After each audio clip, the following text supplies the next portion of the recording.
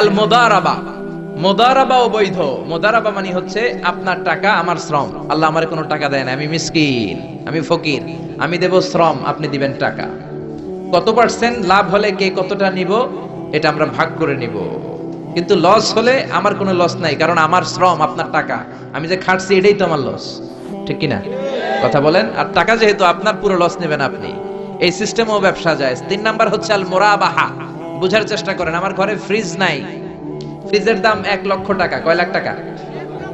আপনি আমারে বাজার থেকে 1 লক্ষ টাকা দিয়ে একটা ফ্রিজ কিনে আমার কাছে 1,20,000 টাকা বিক্রি করবেন। এটা আমি কিস্তিতে দিব আপনারে, 6 মাসের কিস্তিতে দিব। আপনার লাভ হচ্ছে আপনি 1 লক্ষ টাকা দিয়ে কিনে 1,20,000 বিক্রি করছেন, 20,000 লাভ। আর আমার লাভ হচ্ছে আমার কাছে কোনো টাকা নাই, আমি ফ্রিজের মালিক হয়ে গেলাম, কিস্তিতে দিয়ে 6 মাস পরে আমি টাকাও পূর্ণ করে দিলাম। এটাকে বলে মুরাবাহা। শাহজালাল ইসলামী ব্যাংক, আল রাফা ইসলামী bank, Bangladesh Islamic bank limited, এই তিনটার সিস্টেমে আপনাদের সাথে বিজনেস করে। আল মুদারাবা, আল মুশারাকা, আল মুরাবাহা, যেই সিস্টেমে আপনি করেন না কেন এগুলোর কবুল করে নিবে কে? কিন্তু এগুলো না করে 100 টাকার বান্ডিল দিয়ে বললেন এই নাও 100 টাকার বান্ডিল, এখানে 10,000 টাকা আছে, সুদে লাগালাম, মাসে দিবা 1,000। কয় হাজার? আরো জোরে বলেন। এখন মাস শেষে 1,000 দিতে পারে না, ওইটার উপর আবার বাড়তে শুরু করলো। আল্লাহ বলে লা তাকুলু আর রিবা আদাআফা মুদাআফা, খবরদার চক্রবৃদ্ধি হারে সুদ খেও না, মাহাজনী সুদ খেও না। কার কথা? আরো জোরে বলেন, কথাটা কার? মাহাজনী সুদ খাওয়া যাবে না, চক্রবৃদ্ধি হারে সুদ খাওয়া যাবে না। তাহলে ব্যাংকের সুদ খাওয়া তো যাবে না? ব্যাংকের সুদ খাওয়া যাবে না। ব্যাংকের সুদও হারাম, আর চক্রবৃদ্ধি হারে মাহাজনী সুদ, এটা অনেক ভয়ঙ্কর হারাম। গ্রামে গঞ্জে এরকম আছে না নাই? 10,000 টাকায় মাসে 1,000 টাকা সুদ। কথা কন, কথা কন, কথা কন। আছে, এখন দিতে পারে না, সুদ আবার বেড়ে যায়। এখন 2,000 হয়ে গেছে, এর পরের মাসেও দিতে পারে না, 3,000 হয়ে যায়। এরপরে কে আসলটা দেয়া লাগবে না, তুই সুদ চালা। কি চালা? সুদ চালাইতে চালাইতে বাড়ি নাই, ভিটা নাই, জমি নাই, টিউবওয়েল নাই, পরনের লুঙ্গিও নাই। আছে না নাই? এটার বলে মহাজনী সুদ, এটার বলে চক্রবৃদ্ধি হারে সুদ। এই সুদ খাওয়া যাবে না। এজন্য সুদ আপনি খেলে এই সুদের, এই সম্পদের ভেতরে কোনো বরকত নাই, এটাকে ধ্বংস করে দিবে কে? চিল্লায় বলেন কে? এজন্য আপনি ব্যবসা করবেন। আল্লাহ বললেন হাল্লাল্লাহুল বাইআ ওয়া হারামার রিবা, আমি আল্লাহ ব্যবসাকে তোমাদের জন্য হালাল করলাম, সুদকে করলাম হারাম। এখন আমরা সুদ খাবো না ব্যবসা করব? জোরে বলেন, সুদ না ব্যবসা? ব্যবসার সিস্টেম হচ্ছে আপনাকে লাভ লস দুইটাতে অংশগ্রহণ করতে হবে। আপনি যদি বলেন না আমি শুধু লাভ নিব, লস নিব না, এটা ব্যবসা হবে? এটা সুদ হবে। এটা কি হবে? চিল্লায় বলেন কি হবে? এরপর ইসলাম বলে লা মাইসার, কোনো জুয়া চুরি থাকবে না। বিজনেসের মধ্যে জুয়া চুরি নাই, মানে লটারি নাই। কিন্তু বাংলাদেশে লটারি সিস্টেম আছে না নাই? 10 টাকায় 40 লক্ষ টাকা আছে না নাই?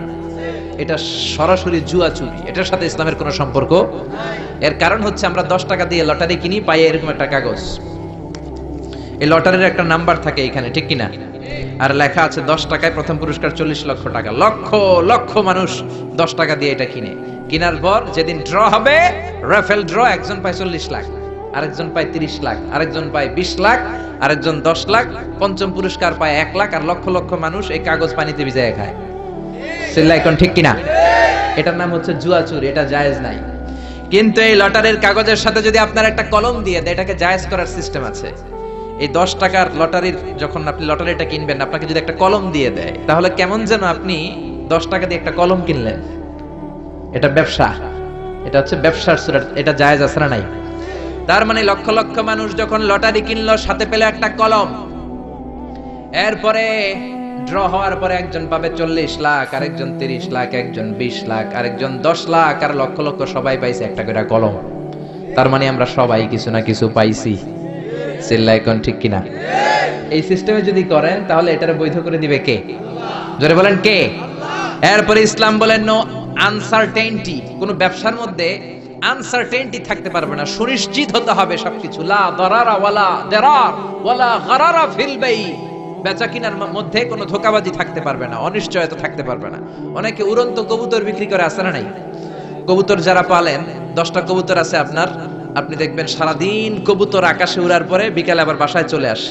আপনি বললেন এই যে 10টা কবুতর আকাশে উড়ে, এই 10টা কবুতর আপনার বিক্রি করে দিলাম, এক একটা 100 টাকা করে, 10টায় কত হয়? 1,000 টাকা বিক্রি করে দিয়েছেন। এই বিক্রি শরীয়ত সম্মত হয় না। এর কারণ প্রতিদিন কবুতরগুলো বিকেলবেলা উড়ার পরে সন্ধ্যাবেলায় ফিরে, আজকে বিকেলে নাও ফিরতে পারে। যেরকম ঠিক কিনা? আজকে 10টা কবুতর যদি অন্যদিকে চলে যায়, 1000 টাকা লিয়ে কিলাকিলি আছে না নাই? ইসলাম বলে কিলাকিলির কোনো সুযোগ নাই। কবুতরগুলো নামবে, 10টারে তুমি ধরবা, টপস করবা, তার হাতে হ্যান্ড ওভার করবা, তারপরে বিক্রি করবা। এটা জায়েজ করে দিবে কে? এরপরে পুকুরের মধ্যে মাছ থাকা অবস্থায় কেনা বেচা জায়েজ নাই। এরকম কেনা বেচা বাংলাদেশে আছে না নাই? আন্দাজে মানুষে শখের বসে কিনে ফেলে, পুকুরের মধ্যে বুদবুদ করতেছে, ভাবতেছে হাজার হাজার মাছ কিনছে, 10 লক্ষ টাকা দিয়ে কিনে ফেলছে। কই মাছের পুকুর, উঠায় দেয় 20 কেজি কই আর 50 কেজি কাঁকড়া আর 70 কেজি ব্যাং, আছে না নাই? এরপরে কিলাকিলি আছে না নাই? এজন্য ইসলাম বলে না, কবুতরটা হাতের মধ্যে কবজ করার পরে যেমনি বিক্রি করলাম, মাছগুলাও জাল দিয়ে তোলো, তারপরে গনে গনে বিক্রি করো, কবুল করে নিবে কে? গাভীর ওলানের মধ্যে দুধ রেখে বিক্রি করা জায়েজ নাই। ওলান এত ফিলা গেছে এরকম, এটা মনে হচ্ছে যে 20 কেজি, দহন করার পরে পাওয়া গেছে 5 কেজি, এরকম আছে না নাই? কারণ এটা দুধের কারণেও ফুলতে পারে, টিউমারেও ফুলতে পারে, ঠিক কি না? এজন্য ইসলাম বলে লা গারারা ফিল ইসলাম, ইসলামে কোনো গারারা নাই, ধোঁকাবাজি নাই, আনসার্টেনটি নাই, অনিশ্চয়তার মধ্য দিয়ে হাওয়ার মধ্যে কোনো বিজনেস নাই। আগে জিনিসটা তোমার হাতে নাও, তারপরে বিক্রি করো, কবুল করে নিবে কে? শেয়ার বাজার নিয়ে প্রশ্ন করে, যেই প্রোডাক্টের ব্যবসা হালাল ওই প্রোডাক্টের শেয়ারও হালাল, চিল্লায় বলেন ঠিক কিনা? এরপরে বিশ্বনবী বললেন মান গাশশানা ফালাইসা মিন্না, বেচা কিনার মধ্যে যে আমার উম্মতদের মধ্যে যে অন্যকে ধোঁকা দেয় সে আমার উম্মত হতে পারে। ধোঁকাবাজির ব্যবসা বাংলাদেশে আছে না নাই? ফলের দোকানে গেলে দেখবেন চকচকে যেই সাইডটা ওই সাইডটা ক্রেতার দিকে রাখে, পচা জায়গাটা নিচের দিকে রাখে, এরকম ব্যবসায় আছে না নাই? বিশ্বনবী মদিনার বাজারে গমের দোকান পরিদর্শন করতে গেলেন, যে দেখলেন গমের স্তূপ, বিশ্বনবী গমের ভেতরে হাত ঢুকায়া দিলেন। উপরে দেখা যায় শুকনা গম, ভিতরে দেখা যায় ভিজা গম। বিশ্বনবী বললেন মান গাশশানা ফালাইসা মিন্না, যে আমাদেরকে ধোঁকা দেয় সে আমাদের উম্মত নয়। The person who deceives us, he is not among us. যে আমাদেরকে ধোঁকা দেয় সে আমাদের উম্মত হতে পারে, চিল্লায় বলেন উম্মত হতে পারে।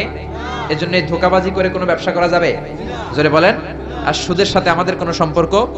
চিল্লায় বলেন সম্পর্ক। সুদকে ধ্বংস করে দিবে কে? আর ব্যবসায় বরকত ঢুকিয়ে দিবে কে? বরকতে বিশ্বাস করেন তো? বিশ্বাস করেন? অল্পের ভেতরেও বরকত হতে পারে, 1000 কোটি টাকার মধ্যেও বরকত নাও থাকতে পারে, চিল্লায় বলেন ঠিক কিনা? এজন্য আজ থেকে সুদের